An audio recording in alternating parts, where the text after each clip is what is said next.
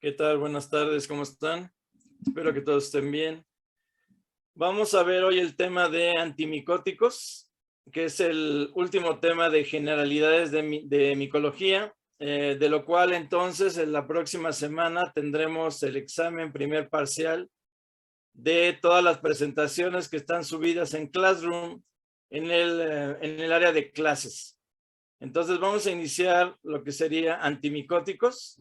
Voy a compartir la pantalla.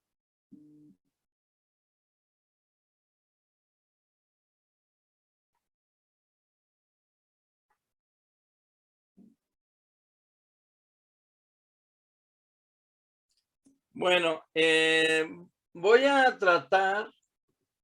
Bueno, alguien levantó la mano. Fui yo, profe. Disculpe, Bien. no veo. A ver, dime, perdón, es que se me borran acá. Ya, perdón, dime. ¿No va a grabar la clase? ¿No vamos a qué? ¿A grabar la clase? Perdón. Ah, permítame, ese era el aviso. Ah, ok. Voy a tratar de grabar la clase. He tenido problemas las últimas sesiones que se me corta. No sé si es cuestión del Zoom.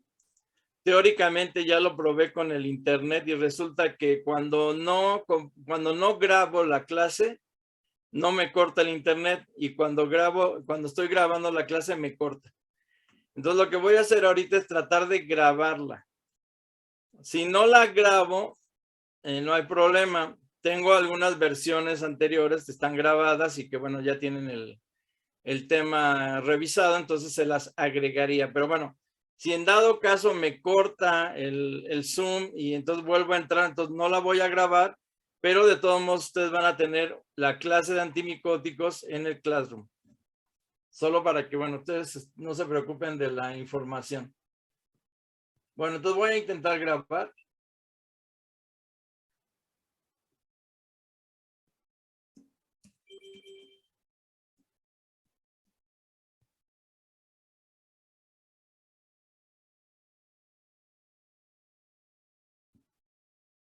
Recording in progress. Bueno, muy bien, vamos a revisar el tema de antimicóticos. Es un tema que, a pesar de que no está contemplado como tal en el programa viejo de la asignatura, y el programa nuevo está en un proceso de aceptación, entonces de todos modos es muy importante revisarlo, porque es la herramienta actual para el control de las infecciones, sobre todo sistémicas. Una consideración que debemos tener es que realmente se han descubierto pocos antimicóticos en comparación con los antibacterianos, incluso con los antivirales. Sin embargo, en los últimos tiempos, esta cantidad de información y de nuevos antimicóticos ha ido aumentando, no solamente los enfocados principalmente al área de destrucción de la membrana citoplasmática, sino más bien enfocados a la pared de los hongos. Ahorita vamos a revisar cómo de manera tradicional el centro de ataque de los antimicóticos resultó ser el ergosterol. Este componente que es un estabilizador de la membrana, pero que es un estabilizador de la membrana micótica. En el caso de las membranas animales, básicamente es el colesterol. Y a veces hay un cierto tipo de reacciones secundarias contra estos compuestos que se dedican a impedir la síntesis de ergosterol, ya que, como vamos a ver más adelante, los principios que anteceden al colesterol y al ergosterol son compuestos afines. Y ahí es donde hay cierto problema de relativa toxicidad con el uso de determinados compuestos. El efecto de los antimicóticos básicamente se ha dividido en dos tipos. El que es un tipo de control parcial de la cantidad de hongos presentes, que se denomina efecto fungistático, y el que es el de la destrucción total de los agentes micóticos presentes, que son fungicidas. Dentro de este conocimiento, bueno, los fungistáticos inhiben el crecimiento del hongo, pero no desaparecen el total de la población del hongo. Y generalmente el producto de este efecto es impedir la formación de la nueva generación. En el caso de compuestos que afectan el ergosterol, hay compuestos que afectan a la membrana ya formada, donde se integra el ergosterol, y hay compuestos que afectan la síntesis del ergosterol.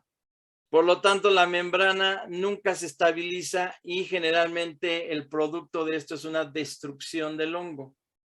Entonces, aquí podemos tener estos dos parámetros: fungistático, disminuye la población; fungicida, extermina la población. ¿Por qué es importante estos dos conceptos? Porque la mayoría de los antimicóticos que empleamos en la actualidad o que se han empleado durante la evolución del hombre son fungistáticos in vivo. Esto quiere decir que disminuyen la población, pero no la exterminan completamente. Y mucho de esto se debe a que la concentración a la cual se pueden emplear no es la misma a la que se emplea en el laboratorio. En el laboratorio, muchos antimicóticos funcionan de manera fungicida, pero al emplearlos ya en un ser humano o en un animal, no se pueden usar las mismas concentraciones, porque normalmente esas concentraciones generan efectos secundarios tóxicos. Y de ahí que muchos antimicóticos sean clasificados o sean agrupados como fungistáticos. Pero para iniciar esta parte de los antimicóticos, vamos a ver una cuestión muy relevante, que son la antigüedad o la parte inicial de las terapias contra los hongos. Recordemos que en el desarrollo de la micología, las micosis tradicionales eran del tipo superficial y en el segundo grado las subcutáneas. En estas dos presentaciones había agentes físicos, químicos, que se empezaron a emplear y que se les denominó posteriormente como antisépticos. Quiere decir que iban contra la sepsis, y la sepsis es la presentación de algún proceso infeccioso, no necesariamente causado o únicamente causado por hongos, sino puede ser un proceso infeccioso causado por virus, por bacterias, por parásitos y, obvio, también por hongos. Entonces, muchos de estos compuestos han entrado en esta clasificación de antiséptico. Y el antiséptico es aquel producto químico que se puede emplear en superficies corporales. Eso lo diferencia del desinfectante. El desinfectante se utiliza solo en superficies inertes. y el antiséptico se utiliza en superficies corporales. De ahí que, bueno, la tradición en el uso de estos agentes sigue aún presente hasta nuestros días. Y en esa evolución, y a partir del descubrimiento de la penicilina, se fueron generando nuevos productos que se originaban de organismos vivos y que afectaban a otros organismos vivos. Estos se denominaron antibióticos. Entonces, los antibióticos básicamente son aquellos productos que originan un microorganismo, por ejemplo, como el penicillium, que era el Penicillium notatum, que generaba la penicilina, y que afectaba a otro microorganismo, que era el estafilococo. Y así surgió un producto que se llamó la griseofulvina, que fue el primer antimicótico de tipo antibiótico. Conforme fue evolucionando la ciencia, estos antibióticos se empezaron a sintetizar in vitro, pero además de su síntesis, también se modificaron in vitro. Y esa fue una de las causas de donde surgieron o donde han surgido varios tipos de penicilinas y varios tipos de cefalosporinas. Y estos productos modificados in vitro se les denominó antimicrobianos, que son productos que se originan de un proceso de síntesis de laboratorio y que tienen efecto contra algún microorganismo. Y entonces, dentro de esta clasificación de antimicrobiano, hay antimicóticos, antibacterianos, antiparasitarios, antivirales, entre los principales microorganismos que afectan al humano y a los animales. Bueno, una forma que se llegó a utilizar para el tratamiento de micetoma, y el micetoma es una enfermedad subcutánea que puede ser causada por bacterias filamentosas u hongos, fue la radiación, radiaciones ultravioletas y las radiaciones por rayos X. Esto se lo pongo como un antecedente, pero ya no se utiliza, ¿no? También se sumergían en agua, sobre todo cuando daban brazos o piernas, y se generaban baños de ultrasonido, pensando que esto iba a reducir la población que estaba generando la enfermedad. De la misma forma, en esos baños se hacían aumentos de temperatura de 40 grados, los cuales a veces incluso podían generar quemaduras de primero o de segundo grado, pero que se creía podían controlar sobre todo estas enfermedades subcutáneas. Estos son los antecedentes de agentes físicos que se utilizaron, los cuales ya no se utilizan. Pero a final de cuentas yo se los pongo como un ejemplo de hasta qué recursos se quiso llegar para el control de determinadas patologías. Lo que sí se ocupa son estos agentes químicos y le llamamos antiguos porque, bueno, tiene muchas décadas que se han generado y que incluso se siguen utilizando, que son las sulfonamidas, las sulfonas, las diamidinas aromáticas y el yoduro de potasio. Dentro de estos agentes que tenemos aquí, todos estos que están aquí son de uso oral. Se consumen vía oral y algunos de estos que todavía llega a ver en el mercado se venden sobrecitos de sulfas en polvo y hay gente que lo utiliza para infecciones en piel. Dentro de estos productos, el único que ha sobrevivido para el tratamiento de una micosis es el yoduro de potasio. Se consume vía oral y el consumo es aproximadamente de 1 a 2 gramos de yoduro de potasio. Se utiliza para micetoma y también se ha utilizado para esporotricosis. El problema del yoduro de potasio es que el tratamiento que se ha empleado de yoduro de potasio incluso es de meses. Y el tratamiento con yoduro de potasio, aparte que genera una coloración particular en las mucosas del paciente, que se ven amarillentas, incluso la piel se llega a ver amarillenta por el tratamiento. También tiene el problema de que esta reacción del yoduro de potasio altera la microbiota de las superficies corporales y obviamente del aparato gastrointestinal, lo cual hace que aparezcan otras patologías aparte de la que ya se quiere tratar. Sin embargo, el yoduro de potasio todavía sigue siendo una alternativa para algunas enfermedades subcutáneas.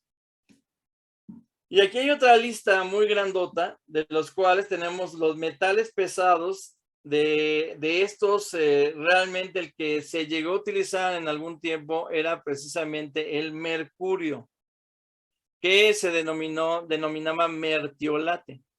Y el mertiolate, que tenía mercurio, bueno, ya desapareció del mercado precisamente por las características tóxicas del mercurio. En el mercado todavía tenemos productos que es la tintura de plata, que muchas gentes lo utilizan como un anticoagulante. Cuando se tienen algunos sangrados se pone tintura de plata para detener el sangrado. O hay compuestos que tienen cobre o que tienen zinc, que son pomadas que se utilizan asociadas al tratamiento de pie de atleta.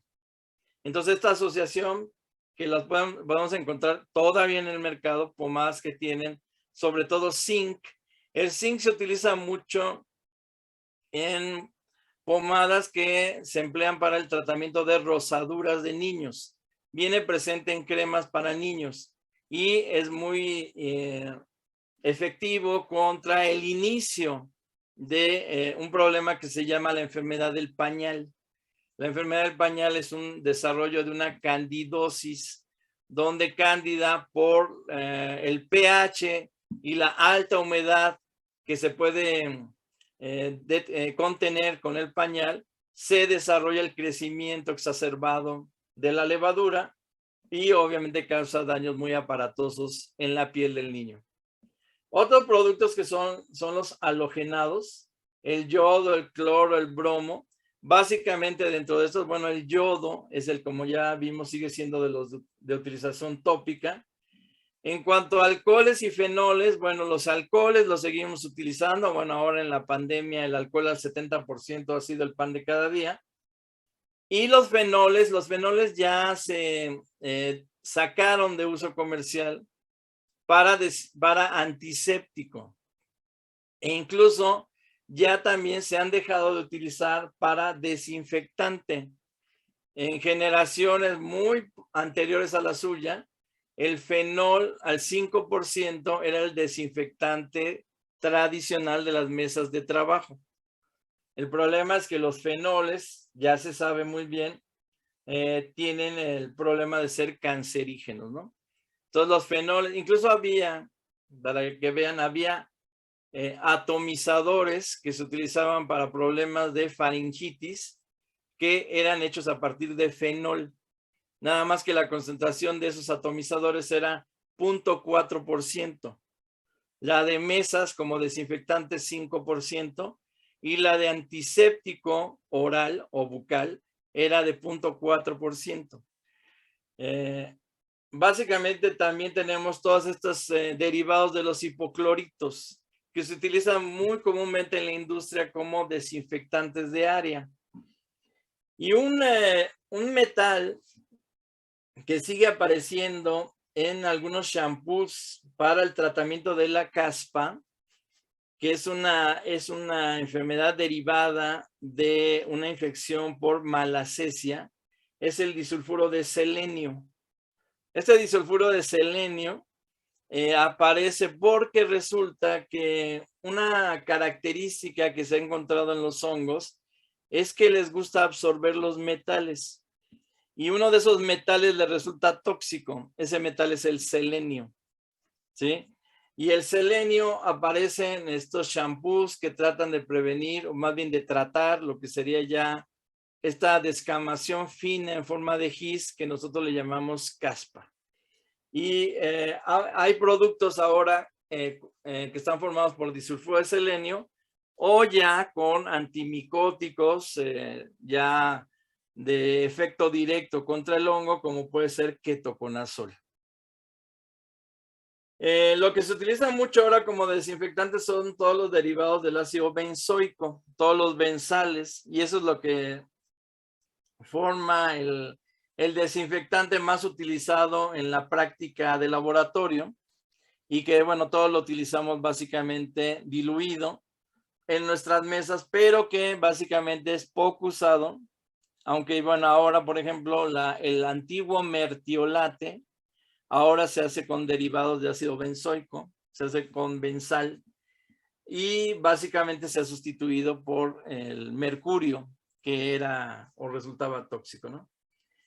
En la industria farmacéutica salió unos productos que se llama ungüento de Whitfield, que ahorita más adelante vamos a ver de qué está compuesto y cuáles son los usos que se le ha dado al ungüento de Whitfield. También se han utilizado compuestos con ácidos grasos, el ácido undecilénico, que todavía sigue utilizándose mezclado con cobre o con zinc para el tratamiento del pie de atleta, y una serie de álcalis donde vienen varios derivados de vinagres. Sobre todo, por ejemplo, se ha utilizado mucho en tratamientos de mucosas el vinagre de manzana, el vinagre de caña, obviamente todos estos diluidos, ¿sí? A menos del 1%. ¿Por qué les hablo de esto? Porque estos son los tratamientos que han pasado de generación en generación. Son los que le ha dado la abuelita a la mamá y la mamá al hijo. Y básicamente los seguimos encontrando en el mercado. Y todos estos, a final de cuentas, se les ha dado a algunos la característica de antimicóticos, pero realmente son antisépticos. ¿Sí? Van contra la sepsis, no van específicamente contra alguna estructura del hongo, sino modifican de alguna manera el nicho donde está ubicado el hongo y eso hace que se retire de mejor manera el proceso infeccioso. Otro que utilizamos mucho es precisamente la alcalinidad del bicarbonato de sodio. A muchos les recomiendan cuando tienen un proceso de laringitis o faringitis causado por cándida, gargarismos con bicarbonato de sodio, los cuales disminuyen radicalmente la presencia de la levadura. Y también en la parte superficial, pues se han usado colorantes, que aquí parecería que estamos viendo lo que sería la tinción de Gram o lo que sería la tinción para esporas, ¿no? La utilización de la violeta de genciana, que esta violeta de genciana es la que utilizamos básicamente en el laboratorio y nosotros la llamamos cristal violeta. Pero en el mercado se le llama violeta de genciana. Tenemos otra que es la utilización de la tintura de fucsina, que es el segundo colorante de contraste en la tinción de Gram, fucsina o safranina, se usan los dos. Y en el mercado se le llama tintura de Castellani. Y la que se usa con verde brillante, esa se le llama en el mercado la tintura de Emilian. ¿Sí? Son colorantes que tienen la capacidad de disminuir la población de hongos. Y básicamente también se utilizaron unos productos que se llaman alilaminas que veremos que evolucionaron sintéticamente en el laboratorio y que ahorita en la actualidad tienen ya un nicho importante en el tratamiento de las micosis, como es utilizando un producto que está muy ya comercializado, que es la terbinafina. Y antes, bueno, estos se vendían en polvos y se podían utilizar directamente en la piel. Los agentes químicos modernos que básicamente han evolucionado casi de la par con el síndrome de inmunodeficiencia, porque a partir del síndrome de inmunodeficiencia viene la aparición de las grandes presentaciones de micosis sistémicas, y uno de esos son la 5-fluorocitosina y el gran grupo de los imidazoles. Los imidazoles, estos grupo de productos químicos que tienen un anillo imidazol, que hay presentaciones tópicas y sistémicas, han inundado el mercado de una manera muy amplia, que hasta la fecha sigue habiendo varios productos derivados de los imidazoles, de tal manera que hay primera generación, segunda generación, tercera generación de imidazol, pero estos están encaminados a lo que sería la síntesis de la membrana. Al igual que el otro producto que son las alilaminas. Y ya veremos más adelante los nuevos productos que están enfocados para el tratamiento directo contra la síntesis de la pared celular. Y en esa síntesis de pared celular, bueno, ha sido muy importante porque resulta que para este gran grupo de imidazoles el tiempo fue encontrando resistencia. Y los hongos se encontró que algunas especies generaban una resistencia innata expresada genéticamente en algunos de estos miembros y que los volvía resistentes a partir de la presencia de una proteína en la membrana citoplasmática que se llamaban proteínas de eflujo. Las proteínas de flujo permiten la entrada de un compuesto, pero así como entra lo vuelven a sacar. Entonces, eso hacen con los imidazoles, sobre todo con los de tercera generación, que es el fluconazol. Permiten la entrada de fluconazol, pero la vuelven a sacar. Y por lo tanto, entonces se pierde la actividad deseada contra esa levadura principalmente, que es donde se generan estas bombas de eflujo. Bueno, ¿quién entra en antibióticos? Bueno, pues aquí tenemos los que provienen de hongos, que viene de Penicillium griseofulvum, que es la griseofulvina. Y tenemos otros que vienen de actinomicetos.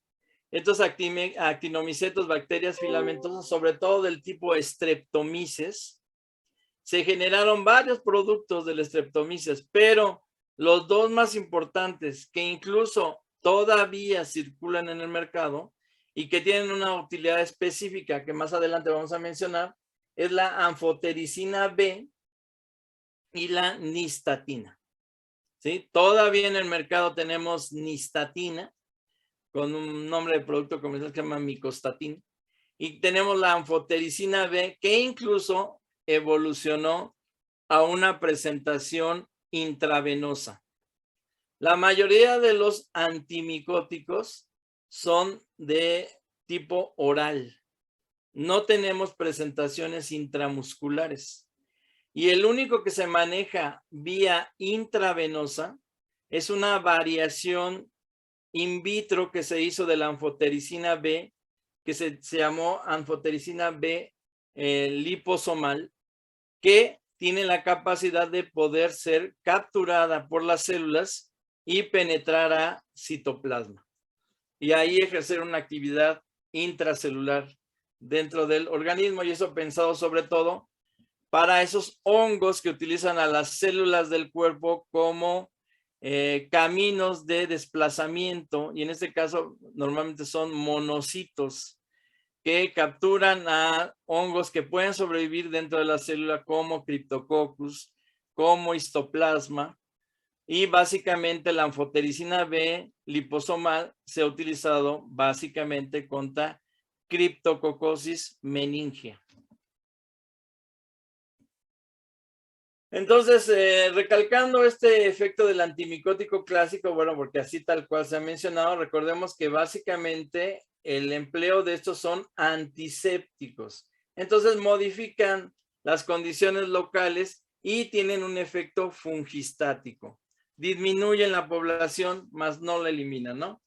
Recordemos, para el tratamiento de una infección se deben conjuntar la otra parte muy importante, que es la respuesta del sistema inmunológico, tanto en la parte humoral como en la parte celular.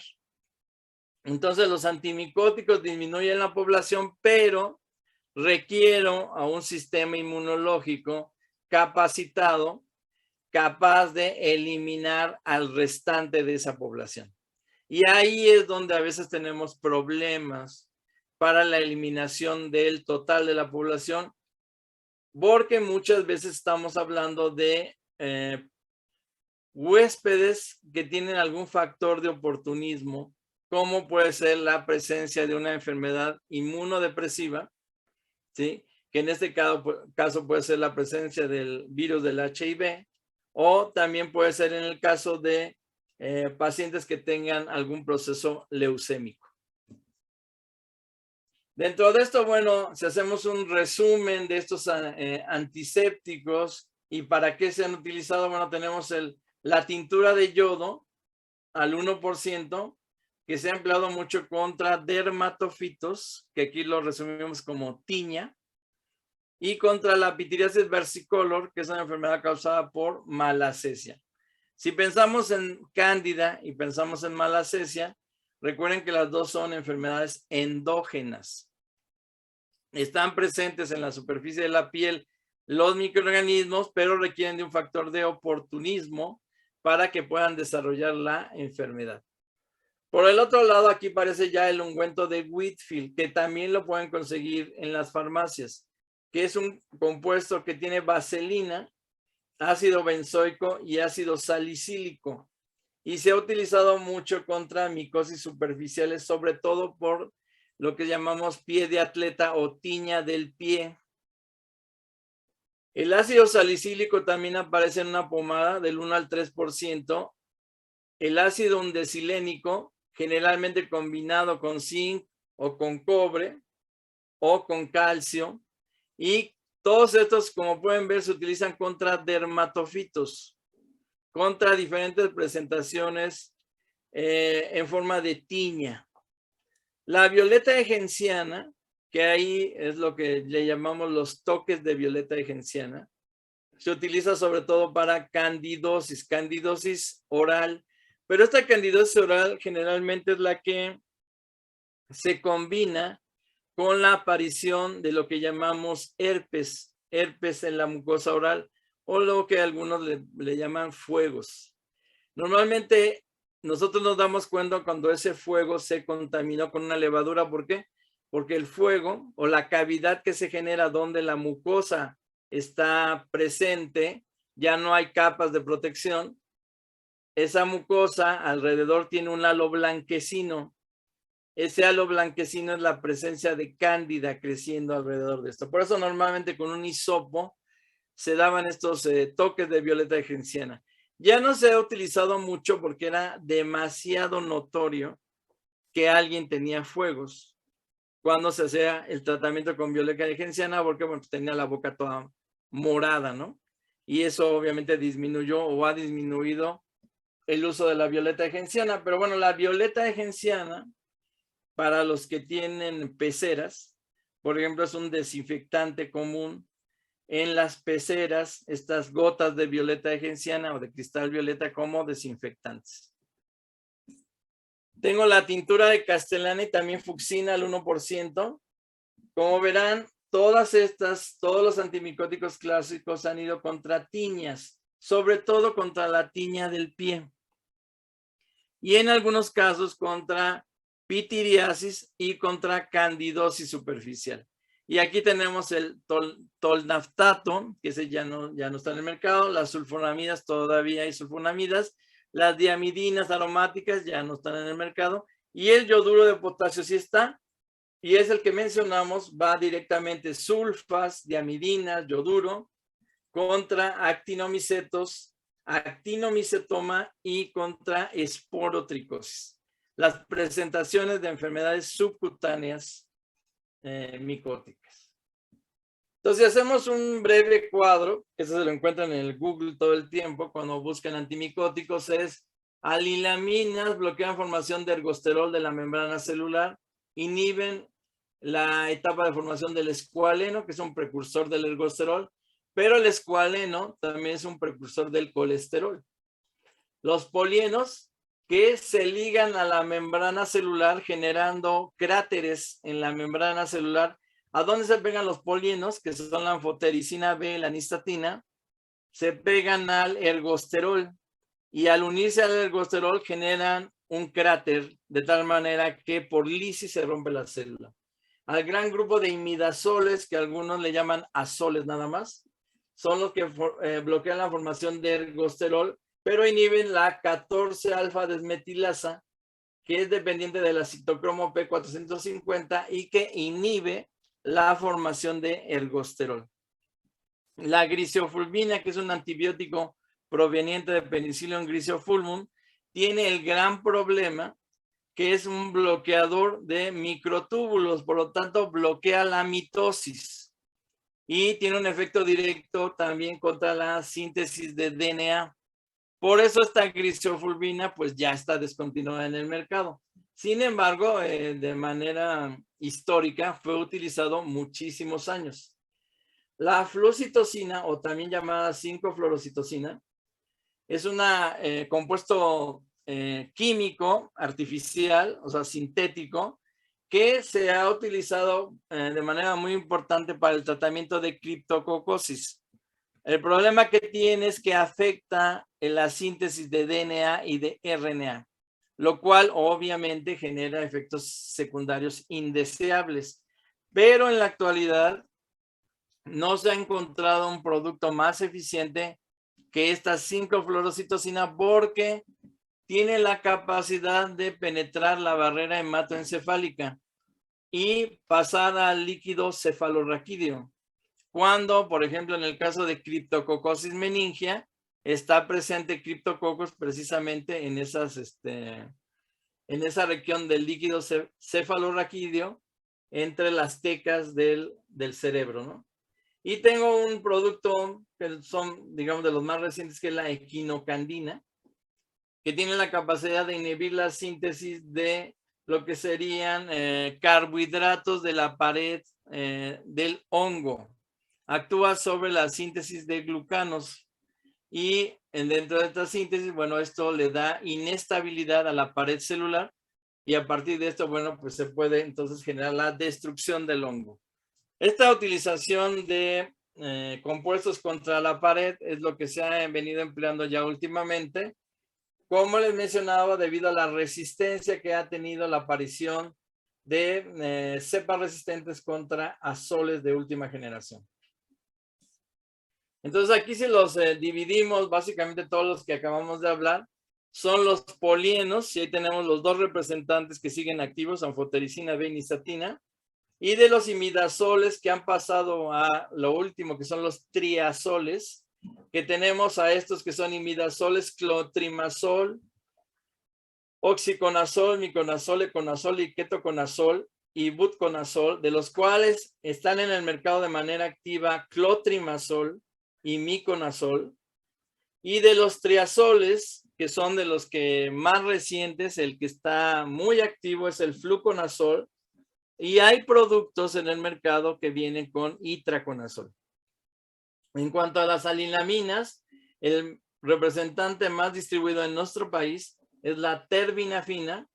Ahí viene la grisofulvina, que le falta la R, y los ionóforos, que se refiere básicamente a las equinocandinas, que ahí hay pocos de los productos que están aquí, tienen, digamos que, utilidad activa en el tratamiento de las micoses. Pero este grupo de ionóforos los desarrolla ampliamente el doctor Arenas en su libro y ustedes lo pueden consultar ahí. Si vemos la línea del tiempo de la aparición de los productos que han sido utilizados para la micología, como verán en los 50 surgió la anfotericina B como la búsqueda de un producto natural que tuviera efecto contra un hongo. Y aquí la gran pregunta era, ¿por qué un hongo produce una sustancia contra otro hongo? Pues la respuesta era sencilla, es para conservar su nicho ecológico. Entonces, por eso Penicillium grisofulvum, que secretaba, bueno, en este caso serían los streptomyces, producían anfotericina B como una manera de conservar su nicho en la tierra. Y a partir de ahí, bueno, se le llama B porque hubo A, B, C, D, y la más efectiva y la más prometedora pues fue la anfotericina B, la cual duró muchísimo tiempo hasta los 90s, hasta que se desarrolló la fórmula lipídica liposomal de anfotericina B, la cual tiene la particularidad de poderse utilizar intravenosa. Pero a partir de los 80s, que viene la relación directa con el inicio de la era del SIDA, tenemos la aparición del sintético, la flucitocina o 5-fluorocitocina. Después viene el ketoconazol, que se ha utilizado muchísimo tiempo, incluso sigue siendo el producto que se entrega en el sector salud para el tratamiento de micosis. Antes lo que se entregaba era la grisofulvina y ahora ya se sustituyó por el ketoconazol. Y después ya a mediados de los 90s empezó a salir ya una gran cantidad de productos como fue el fluconazol, el itraconazol, la caspofungina, que ya es una equinocandina, el voriconazol, el rabuconazol, el posaconazol y el albaconazol. Todos estos productos derivados de los azoles fueron muy importantes en su momento porque se pensó que incluso podían afectar a diferentes tipos de microorganismos. Y algunos de estos tienen incluso actividad no solo antimicótica, sino se les ha visto que tienen actividad antiparasitaria y en algunos casos antibacteriana. ¿De qué depende la actividad? De la concentración y el tiempo de uso. Entonces, muchos de estos productos se creyó que iban a ser la panacea de tratamientos o de infecciones por microorganismos. Y además se sumó a esta prometedora actividad que los imidazoles, como algo extra, activaban al sistema inmunológico. Participaban como una especie de adyuvantes. Estimulaban al sistema inmunológico a la formación o reacción de anticuerpos y a la formación de células especializadas. Considerando todo esto, bueno, se creyó para los 2000 que se tenía la solución. Lo triste en la actualidad es que aún no está solucionado el problema de las infecciones micóticas. Y aquí tenemos, bueno, la evolución precisamente de los años ya más precisos de todos estos compuestos. En la actualidad, digo, se considera, por ejemplo, como al posaconazol como uno de los antimicóticos de últimas generaciones, con uno de los mayores potenciales de actividad contra los hongos. Sin embargo, el costo todavía del posaconazol es muy alto, de tal manera que el posaconazol suele ser una de las últimas opciones de tratamiento, sobre todo en individuos que ya están hospitalizados. Y en este caso, generalmente a partir de una reunión médica y de proponer un tratamiento último, sobre todo se da en aquellas micosis que ya han invadido varias partes del organismo, se plantea el uso de posaconazol y muchas veces la terapia es financiada por los laboratorios que producen posaconazol, por el costo y el tiempo que requiere, ¿no? Cuando sale en los 90s el fluconazol era el tratamiento básico que se vende, son 4 tabletas y se toma una tableta cada 7 días. En ese tiempo, cuando salió el fluconazol al mercado, cada cajita con 2 tabletas valía 150 pesos, ¿no? Y tenías que comprar 2, lo cual era 300 pesos. Bueno, conforme ha avanzado el tiempo, obviamente los costos han ido cambiando. Y ahora en la actualidad, bueno, una terapia completa de 1 mes, ahí habría que ver sobre qué tipo de micosis, porque las micosis mínimo es 1 mes y máximo pueden ser muchos meses. Pues puede salirle a una persona en 90 pesos, 80 pesos, si la compra incluso en promoción, ¿no?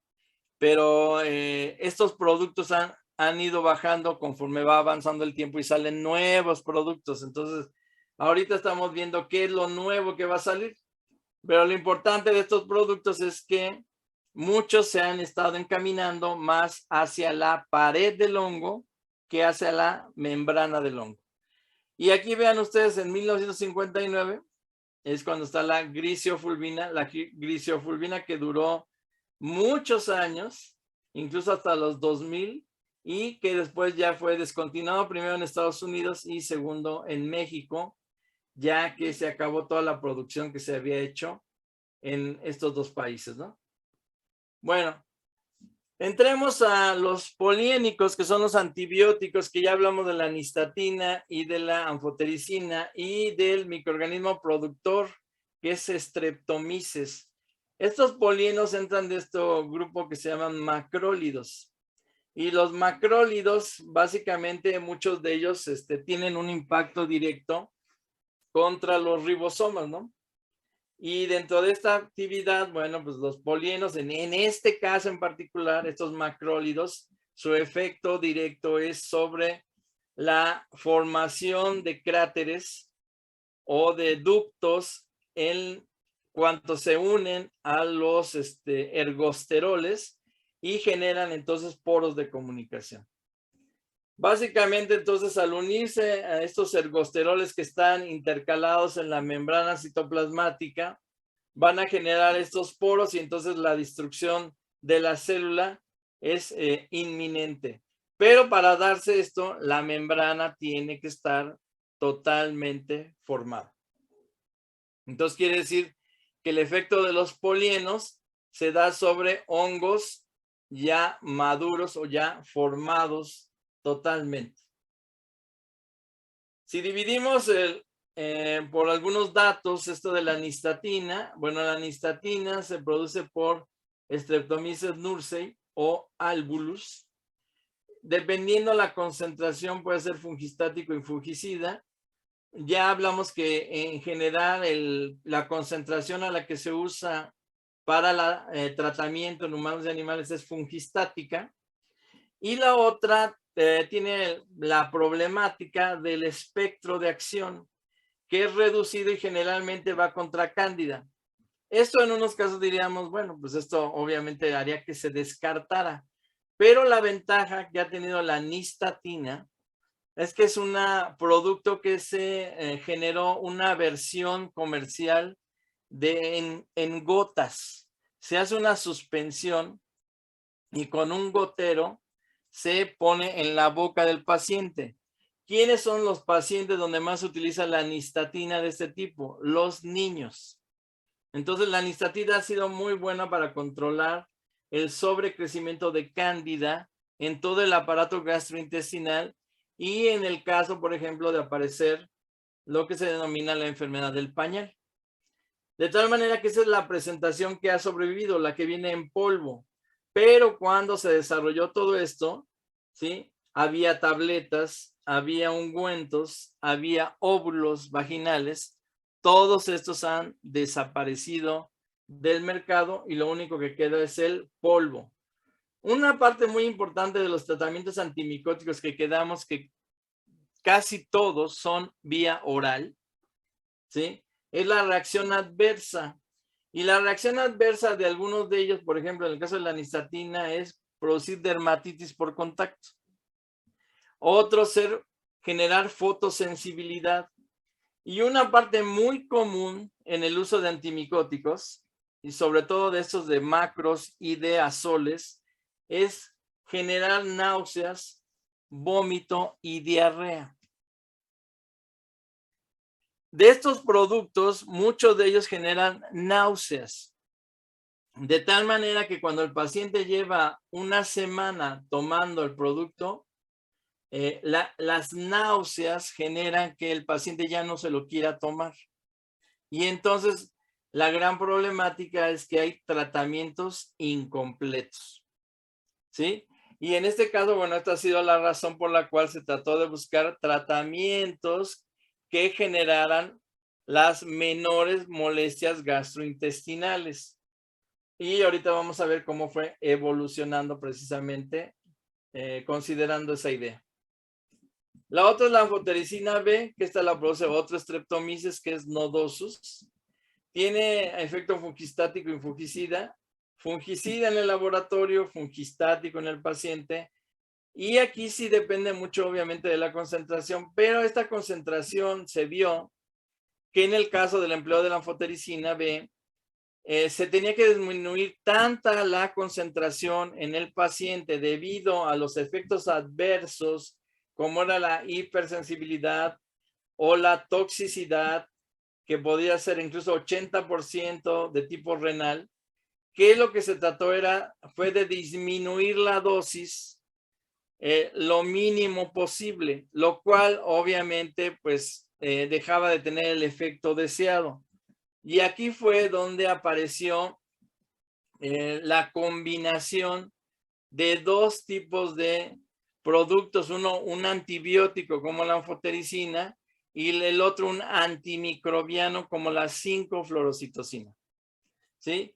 Entonces, lo que se hizo fue bajar las dosis de los productos y ver el efecto sinérgico. Y el resultado fue muy bueno, ¿no? Porque lo que se vio es que el sinergismo entre la utilización de anfotericina B y lo que sería 5-fluorocitosina fue muy bueno para el tratamiento de Cryptococcus meningia, que es donde más efecto se ha tenido y donde más se ha establecido este tratamiento sinérgico combinando estos dos tipos de productos. En un tiempo la anfotericina también, igual que la nistatina, tuvo varias presentaciones en el mercado. En la actualidad, básicamente la que se conserva y que incluso solo se maneja en hospitales es la solución intravenosa. Esta que fue modificada para poder ser absorbida vía intravenosa y tener un efecto o un tratamiento inmediato, sobre todo en aquellos pacientes que eran monitoreados para ver cómo se iba desenvolviendo la enfermedad. Y bueno, aquí tenemos simplemente un esquema que habla de los polienos y de la destrucción en la unión con el ergosterol y básicamente el poro de comunicación que permite la entrada y salida de productos, lo cual va a generar una lisis del hongo. Y aquí, bueno, hay otros derivados azólicos que ya veremos más adelante el efecto básicamente, ¿no? Pero para no dejar suma de efectos sinérgicos, bueno, pues hablamos de la 5-fluorocitosina o también llamada 5-fluocitosina, que es una pirimidina florada sintética y que se parece mucho al 5-fluoruracilo.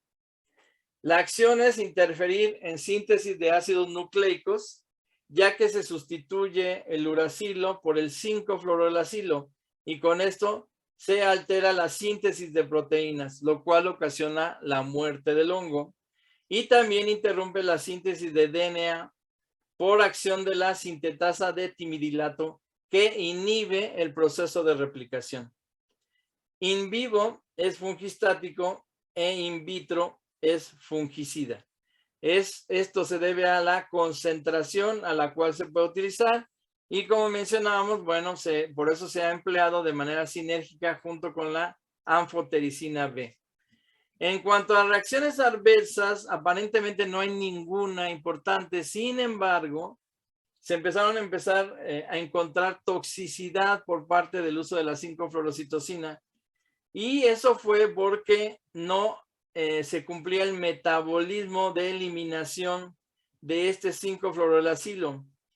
Porque el individuo tiene que producir en médula ósea una desaminasa que permita que se elimine de manera directa por riñón.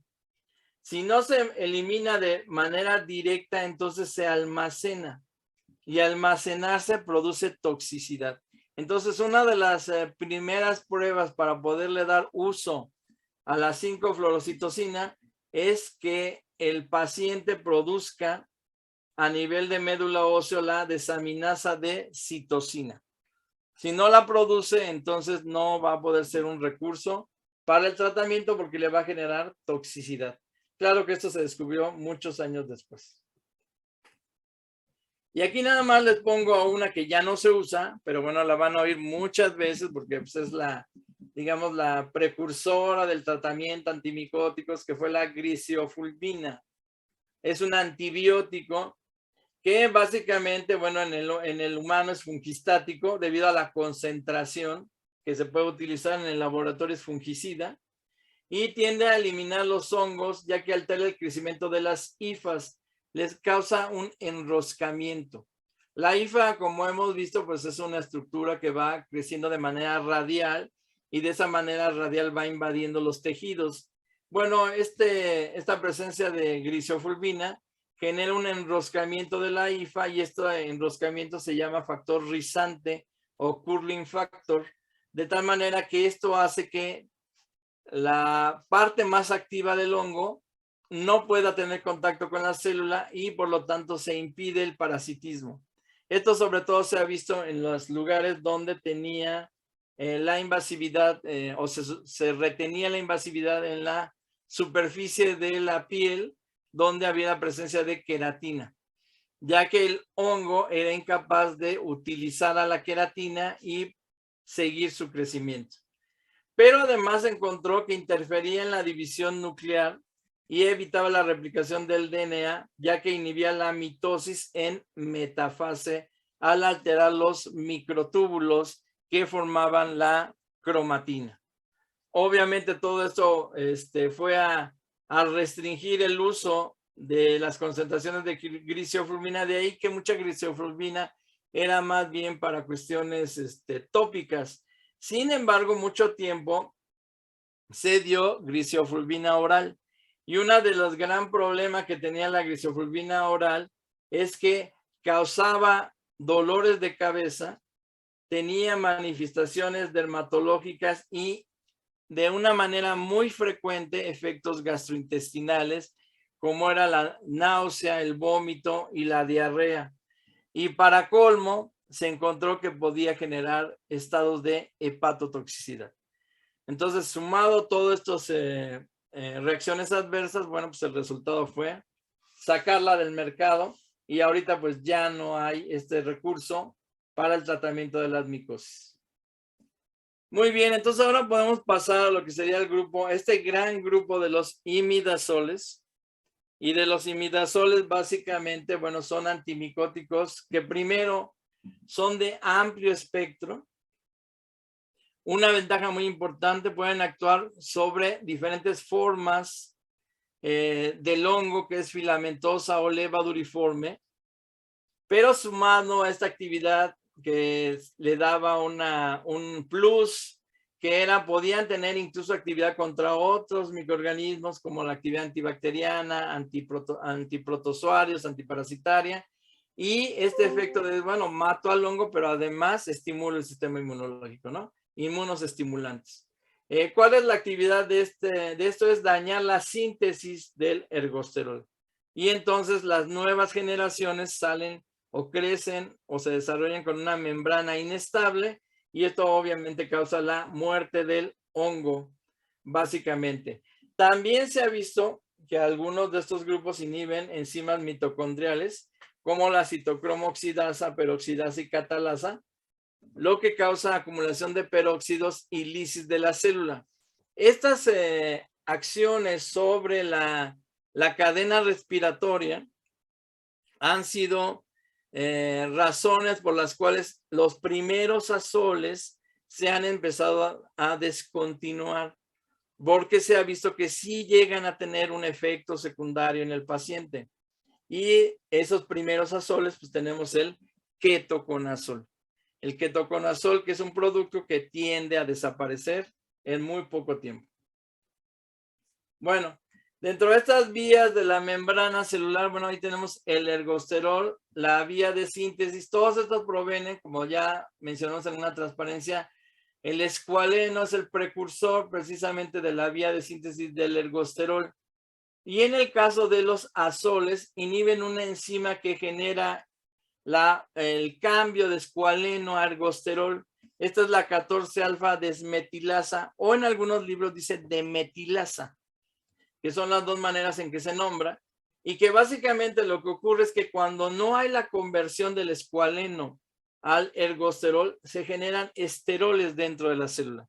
y esos esteroles se vuelven tóxicos y al irse acumulando dentro de la célula, pues lo único que ocurre es una destrucción del hongo por efectos tóxicos de productos que no evolucionaron al producto final, que era el estabilizador de membrana. Entonces aquí tenemos estos dos grandes grupos que son los imidazoles, que son los primeros que se fueron creando, dentro de los cuales, bueno, hay muchísimos productos en el mercado y también depende mucho saber en qué mercado. O sea, en el mercado europeo hay algunos derivados de imidazoles, en el mercado americano hay otros derivados de imidazoles, pero bueno, básicamente en nuestro entorno nosotros manejamos de manera muy extendida el clotrimazol. El clotrimazol ya viene en muchos productos, sobre todo en ungüentos, básicamente. Y el miconazol también viene presente en estos productos, pero bueno, básicamente los más relevantes son clotrimazol, a pesar de que hay los otros que estamos mencionando ahí. Y en el caso de los triazoles, ahí tenemos el itraconazol y el fluconazol, que son de los más comercializados en el mercado, ¿no? Itra y fluco tienen presentaciones generalmente en ungüentos, pero por ejemplo Itra y fluco se venden ahora mucho en lo que serían para terapias vulvovaginales. Se venden en estos óvulos. Hay óvulos de itraconazol y hay óvulos de fluconazol, pero ahora la variante que se utiliza mucho es que ya vienen acompañados, no solamente viene el itraconazol o el fluconazol, sino estos vienen acompañados con antibacterianos y vienen acompañados con antiprotozoarios, ¿no? Por si cualquiera de las diferentes, de los dos más importantes de estos tipos, bacterias o protozoarios o hongos, está causando la vulvovaginitis, pues contra ellos va la bomba, ¿no? Y generalmente son bombas que se emplean de una o pueden ser hasta 2 o 3 tomas, o sea, 3 posiciones, ¿no? Que serían, nada más se venden con 2 óvulos o con 3 óvulos y con eso se termina el tratamiento, ¿no? Ahí el problema es que estas bombas de tratamiento también han tenido efectos secundarios muy importantes. Una cosa que tenemos que tener en cuenta y que luego no consideramos es que el gran grupo de las azoles tiene un efecto directo con la inhibición de la actividad de los anticonceptivos, ¿sí? Los imidazoles y algunos triazoles que se están utilizando ahora, cuando nosotros leemos la carta farmacéutica, ahí viene que tengan cuidado cuando se están aplicando un tratamiento con estos, porque pueden inhibir el efecto de los, ¿cómo se llama? De las pastillas anticonceptivas. Entonces puede haber una fecundación porque mientras estén tomando esto, entonces tienen el riesgo de un embarazo. Y a veces eso no lo tenemos en cuenta. La otra es que, por ejemplo, los fluconazoles en dosis muy altas generan ulceraciones, sobre todo cuando esta terapia es mandada, que bueno, que es lo más normal o lo más común de que debería ser, es una terapia combinada. Cuando una mujer presenta una infección por vulvovaginitis, lo más conveniente es el tratamiento a la pareja, porque el hombre puede ser un vector del microorganismo que está causándole la patología a la mujer. Y entonces en este caso se les manda a los dos la terapia. En el hombre, algunos hombres son sensibles a las dosis altas de fluconazol en un volumen inmediato y entonces se les genera ulceraciones en la mucosa del pene, lo cual obviamente, pues aparte de ser muy doloroso, sí generan una preocupación porque no entiende o no se entiende de dónde salió esa ulceración. Bueno, hay que leer la carta médica para ver los efectos secundarios de los azólicos y se van a encontrar muchas sorpresas que hay que tener en cuenta por si alguien le pregunta ¿Por qué quedó embarazada? Bueno, pues es que estaba tomando fluconazol, ¿no? O posaconazol, etcétera, y se tiene ese riesgo que a veces los médicos no nos aclaran cuando nos dan este tipo de tratamientos. Tenemos entonces ahora itraconazol, que ya es ese compuesto trisólico, segunda generación, es fungicida, tiene un amplio espectro, que es una de las grandes importancias, actúa sobre la citocromo P450. Este citocromo P450 solamente está en los hongos, ¿sí? Porque si no, entonces tendríamos un problema cuando se utilice en humanos y animales. Y lo que genera es un alto almacenamiento de peróxido de hidrógeno que causa lisis en el hongo. Por el otro lado, bueno, se ha visto que es mucho más activo que el ketoconazol y es muy recomendable para micosis sistémicas. Entonces hay productos que vienen ya con itraconazol. No son de estos productos que se venden tradicionalmente en las farmacias. Estos itraconazoles normalmente son de uso hospitalario. Hasta el momento no se ha documentado toxicidad, sin embargo, todavía no se queda tan claro cuál es la reacción posible secundaria si se emplea en mujeres embarazadas. Y tiene la ventaja de que a pesar de que se pueda emplear en periodos prolongados, no se han visto reacciones adversas que preocupen la utilización de este. Por el otro lado tengo el fluconazol. El fluconazol está muy distribuido ahorita en el mercado por esta facilidad en la toma de medicamento, que es una tableta cada 7 días. Y esta tableta cada 7 días tiene una amplia actividad fungicida. Y otra de las cosas que se ha visto con el fluconazol, que era algo que mencionábamos al inicio, tiene pocas reacciones en el aparato gastrointestinal. No genera casi náuseas, casi no se ha visto que haya vómitos y muy poca porcentaje de diarrea se llega a ocasionar, ¿no? Entonces, la ventaja que tiene, de otras cosas, es que tiene un amplio grado de absorción y distribución, de tal manera que este fluconazol se puede utilizar vía oral para un tratamiento de onicomicosis. O sea, para que incluso haya distribución a nivel de uña. Entonces, esa es una ventaja que puede tener el tratamiento. Y dentro de esto, bueno, la otra es la facilidad de la toma del antimicótico, ¿no? Una cada 7 días. Si es una micosis superficial, una tiña o un crecimiento en uña, básicamente, pues el paciente puede resolver su problemática entre 1 y 2 meses sin ningún problema, ¿no? Pero obviamente todo depende de la cantidad de tejido dañado.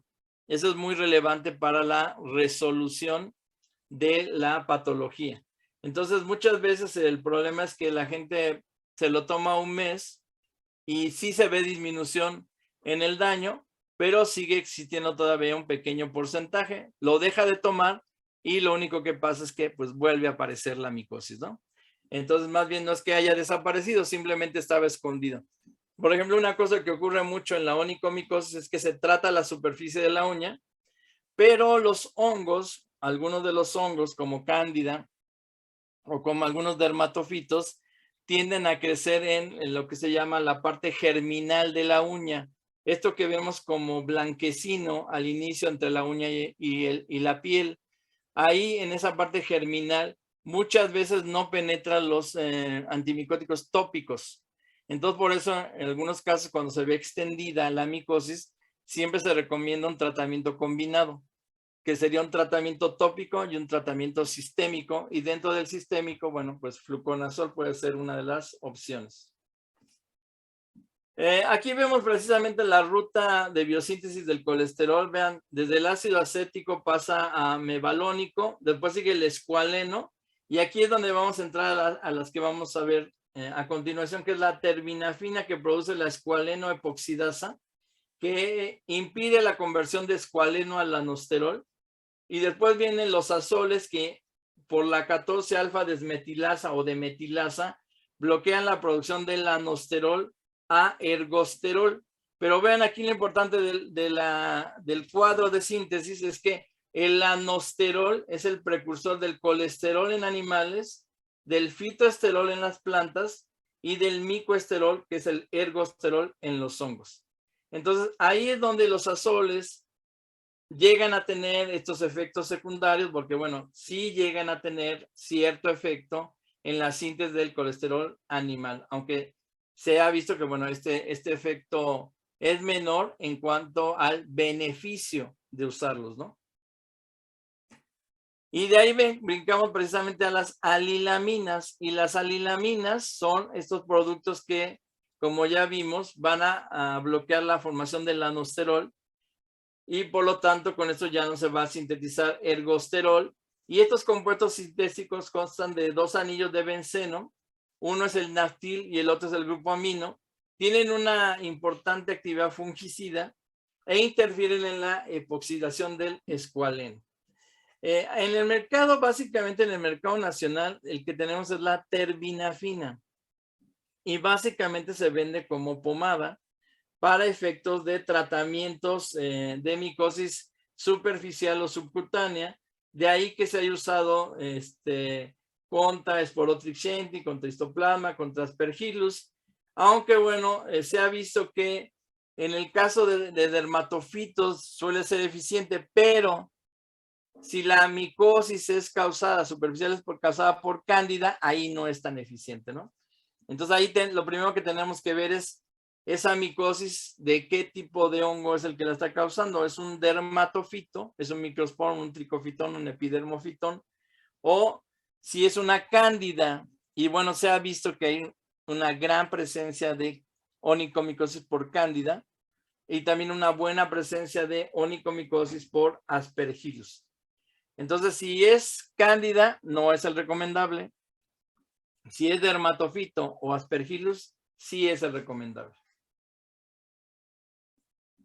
Saltando a eso, tengo ahora las nicamicinas. Y las nicamicinas ya son productos que también del tipo antibiótico como la lilamina, que se producen por Streptomyces tende, y que lo que tienen es que es una similitud estructural con la UDPN-glucosamina, que compite por el sitio de la quitina sintetasa, que es la que va a sintetizar la quitina. Y con esto se inhibe la pared o la síntesis de la pared celular. Básicamente en el mercado hay la nicomicina 2, pero no es un producto altamente extendido en nuestro país. Es un producto, las nicamicinas son más extendidas en el continente europeo, ¿no? No se ha visto que tengan una buena actividad contra levaduras y Aspergillus, y las N2, la nicomicina 2, se ha visto con actividad para histoplasmosis o coccidioidomicosis. Entonces, son productos muy específicos y sobre todo se utilizan cuando la terapia inicial fue con azoles, que eso es lo más común. La terapia de inicio es azol, y al ver que no hay una respuesta contundente para el control de la micosis, entonces se empiezan a utilizar derivados que puedan actuar contra pared del hongo. Por el otro lado tengo entonces la equinocandina. Entonces las nicamicinas y las equinocandinas actúan contra pared del hongo, ¿no? Esta lo producen básicamente el Aspergillus nidulans, Aspergillus rugulosus, e inhibe la síntesis de beta-glucanas y componentes de la pared celular. Las nicamicinas van contra quitina, las equinocandinas van contra glucanas. Recordemos que la pared de los hongos es una proporción entre quitina y glucanas, ¿no? Si es filamentoso, hay más quitina que glucana. Si es levaduriforme, hay más glucana que quitina. Y básicamente estos productos se les ha llamado, o el representante más importante es la caspofungina, aunque hay otros derivados de las equinocandinas que, bueno, tienen el mismo, digamos, el mismo efecto, y que básicamente los han utilizado sobre todo para el tratamiento contra cándida sistémica.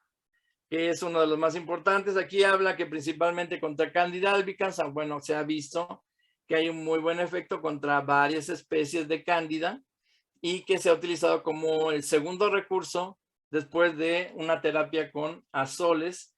Y aquí volvemos a recalcar porque se ha encontrado que en los azoles sí hay presentación de resistencia. Entonces, miren, este esquema resume todo lo que acabamos de ver. En la parte inferior, en azul, dice inhibidores de síntesis de ácidos nucleicos y de proteínas. Después viene una franja roja, inhibidores de síntesis de esterol.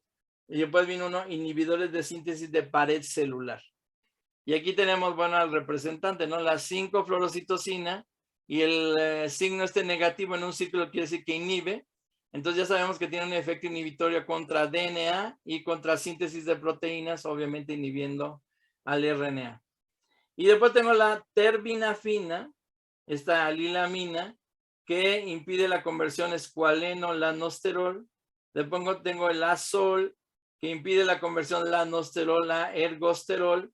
Y hay otros productos que se llaman morfolinas, que bueno, no son uno de los que veamos nosotros en nuestra revisión, pero bueno, hay otros productos que también tienen inhibición en la integración de ergosterol con la membrana citoplasmática, pero básicamente el más importante cuando ya está establecido el ergosterol en la membrana es la actividad de anfotericina B y la actividad de nistatina, ¿no? Estos dos polienos que básicamente pueden generar que cráteres o conductos de comunicación entre la parte interna y externa de la célula, generando una lisis celular. Por la parte de los inhibidores de síntesis de pared celular, pues tengo entonces las equinocandinas, que van a tener un efecto sobre la síntesis de glucanas. Trabajan sobre la glucana sintetasa, que esta va a integrar obviamente la pared celular. Y tengo las nicamicinas, la Z, la 2, la O, que actúan sobre la síntesis de quitina y básicamente entonces van a alterar a la pared celular y con la alteración de la pared celular pues van a generar un rompimiento de la célula, ya que la requiere la pared celular para no generar una lisis celular. Entonces son los productos que hemos revisado, son aquellos que vimos que funcionan inicialmente como antisépticos, después tenemos los que son antibióticos y después la generación básicamente de antimicrobianos, ¿no? Que es el concepto que encontramos muy ampliamente utilizado en la parte farmacéutica, que son los antimicrobios. Y bueno, básicamente entonces ya sabemos el origen de todos los efectos de aquellos compuestos que pueden actuar sobre hongos. Pero bueno, hay algo que se ha ido aumentando en la práctica médica, en la práctica clínica, que es saber la sensibilidad de levaduras y filamentos. Durante mucho tiempo, esta asociación o este instituto de estandarización de laboratorios clínicos, el CLSI, ha ido tratando de estandarizar mundialmente la técnica de sensibilidad. Pero este CLSI es un instituto que trabaja sobre todo para el continente americano. Y en el caso del continente europeo, utilizaron otra norma que es el EUCAST, que es el Comité Europeo de Pruebas de Sensibilidad Antimicrobiana. Entonces, dependiendo dónde ustedes estén ubicados, pues tendrán que seguir los documentos de estandarización de las pruebas de sensibilidad. Y para seguir esos documentos de estandarización se denominan, en el caso de pruebas de sensibilidad para levaduras, es el CLSI M27 con la versión A3, que es la más reciente. O sea, empezó siendo M27 y bueno, después hubo la A1, después la A2, después la A3 y seguramente después ya va a haber la A4 y así se van a ir, que estandariza el método de dilución en caldo. ¿Sí? Si ustedes en el laboratorio quieren hacer su prueba de dilución en caldo, o sea, en tubo normal, ¿sí? En tubo de ensayo, pues entonces tiene que seguir el CLSI M27A3. ¿Qué dicen las pruebas de estandarización? Hay que estandarizar el medio de cultivo en que lo hacen. Hay que estandarizar la cepa control que utilizan, porque dependiendo del antimicótico, se usa una cepa de referencia, que en este caso, bueno, es una ATCC. Entonces, estas las cepas de la colección de cepas americanas, la ATCC, ¿sí? Tiene el CLSI y les dice cuál es la cepa que se debe utilizar para el M27A3, dependiendo si van a hacer una prueba para sensibilidad de, no sé, ketoconazol, o van a hacer una prueba de sensibilidad de anfotericina, o prueba de sensibilidad para una quinocandina. O sea, para todas esas tiene una cepa de referencia. ¿Por qué es importante la cepa de referencia? La cepa de referencia es una cepa de referencia estandarizada para el antimicótico, porque hay chorro mil cepas de referencia. Entonces, esta cepa de referencia quiere decir que esa cepa siempre va a ser inhibida a una concentración determinada de ese antimicótico. De tal manera que ustedes montan su prueba.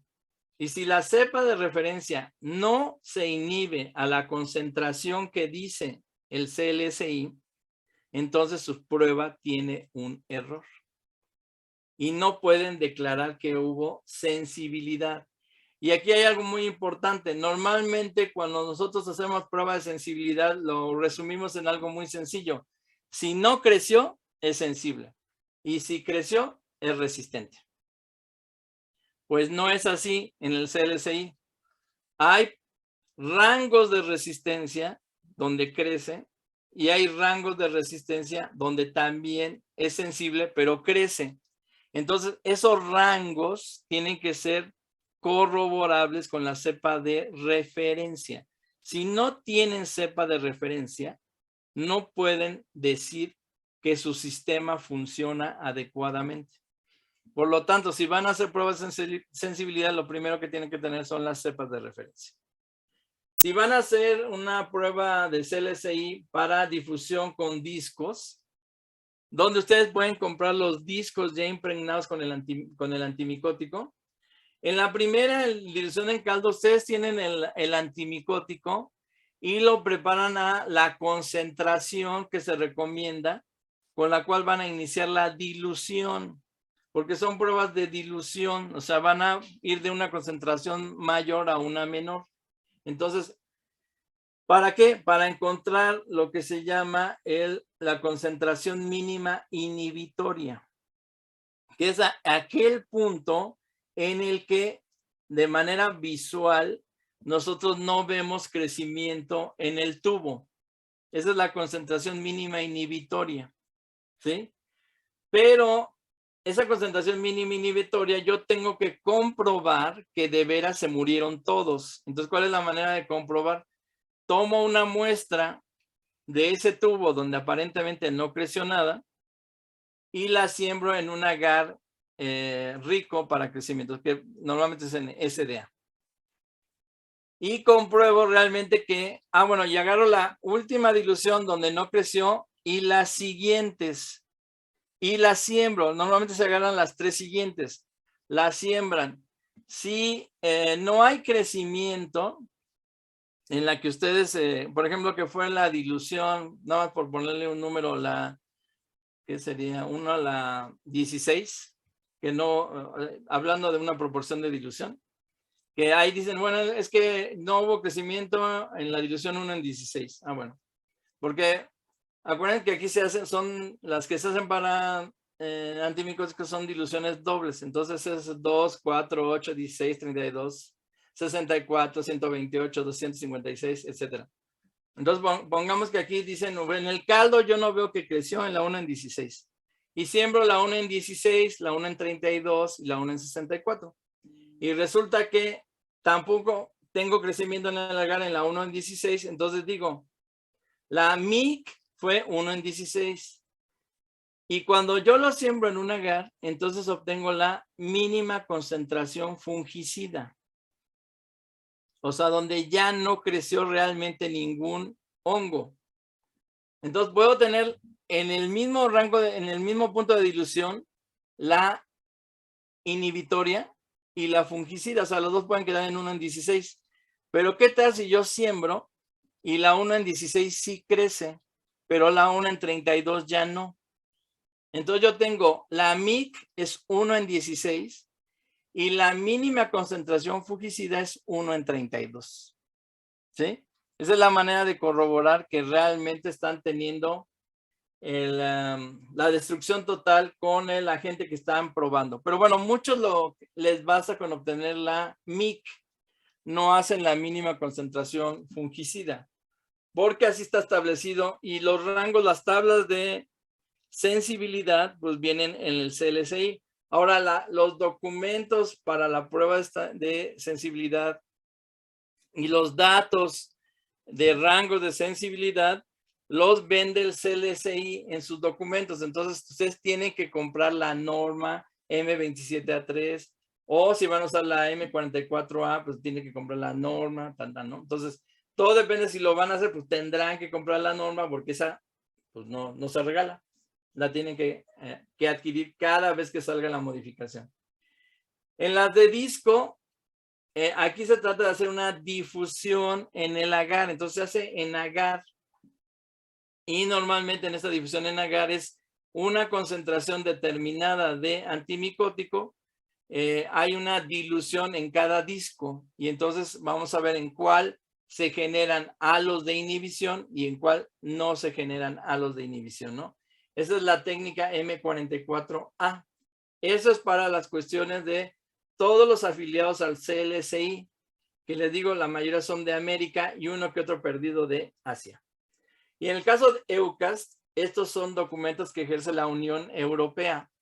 Todos los que están afiliados a la Unión Económica Europea siguen los EUCAST y aquí está el documento EDF 7.2, que es para estandarización del método de dilución en caldo.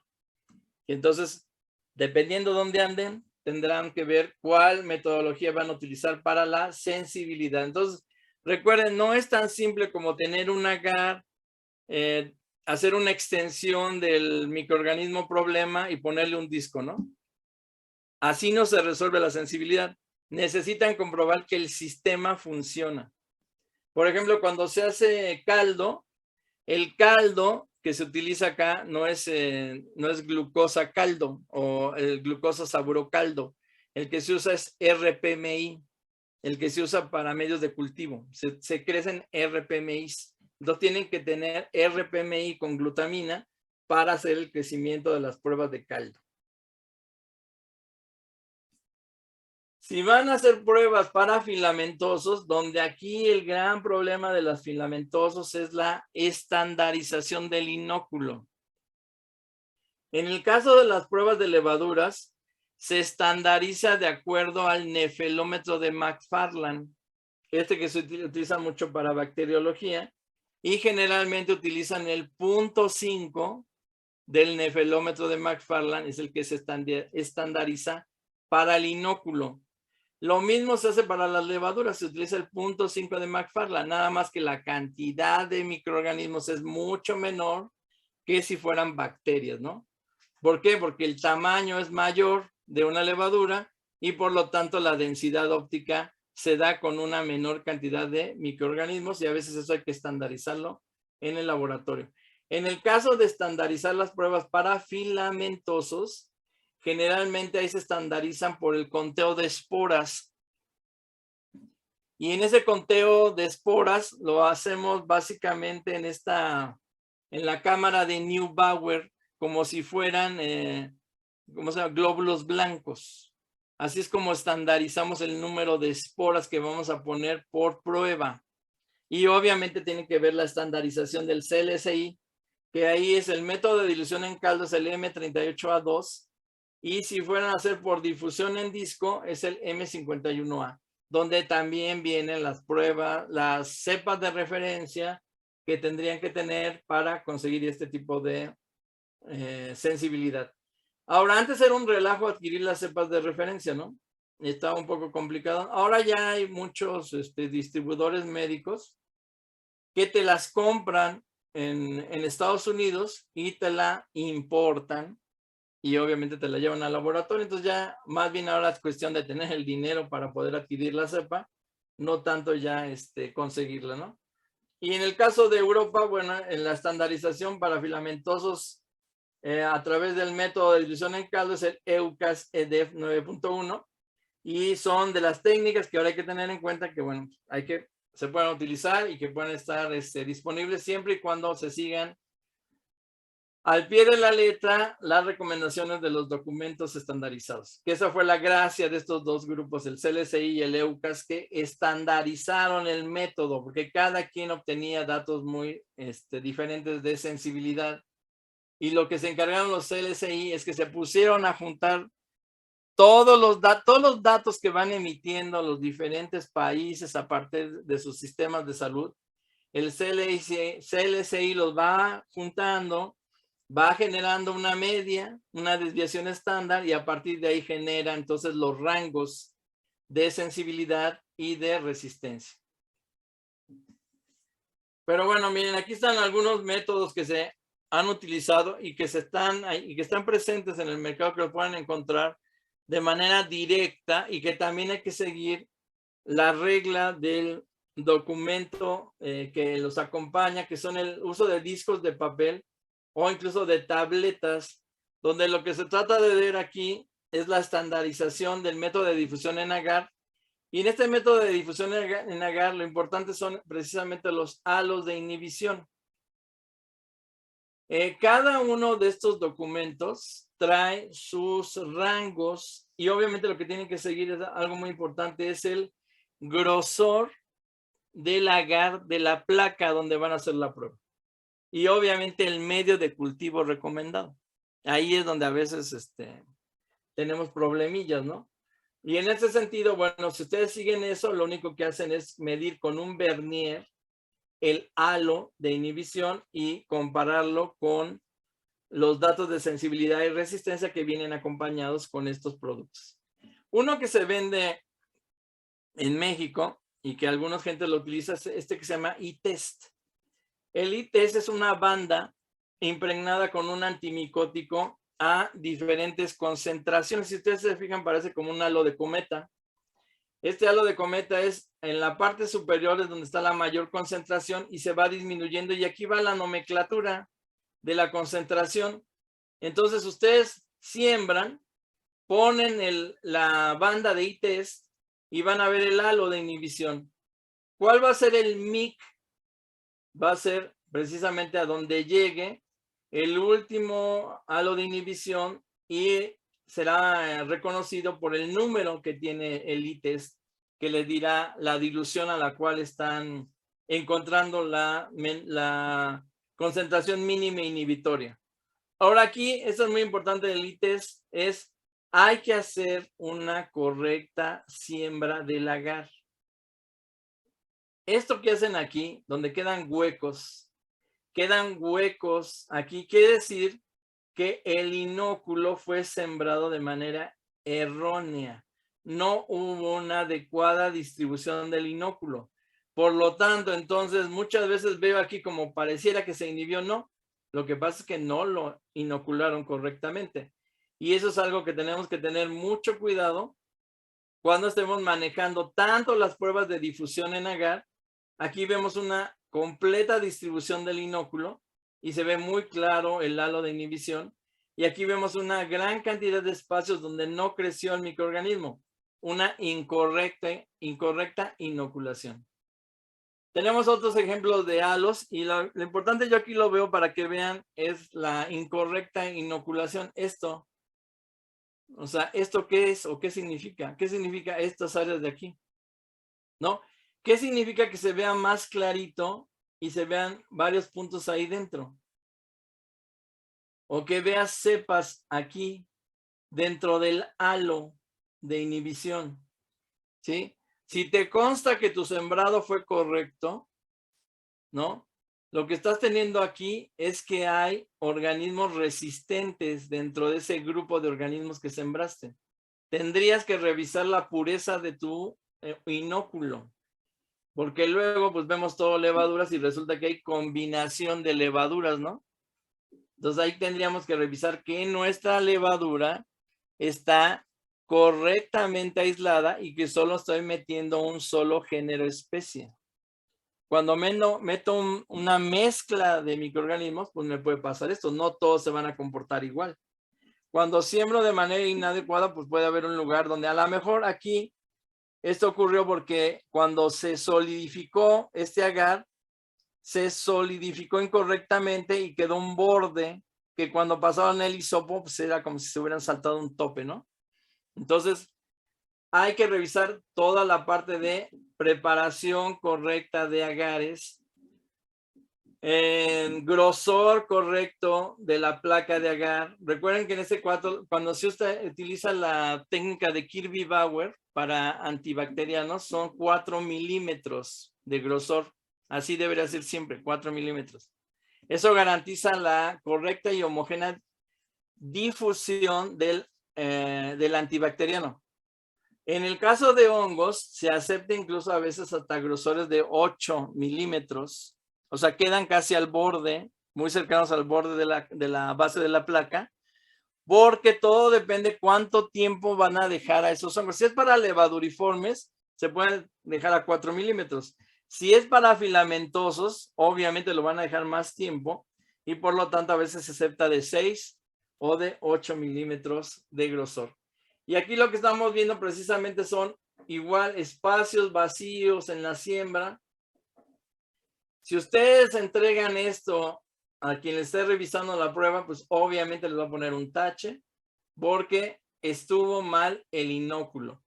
Y si está mal distribuido el inóculo, la prueba no es válida. Bueno, hablando del ITES, porque bueno, finalmente les digo que se vende aquí en el mercado. Este ITES son tiras plásticas con gradiente de concentración.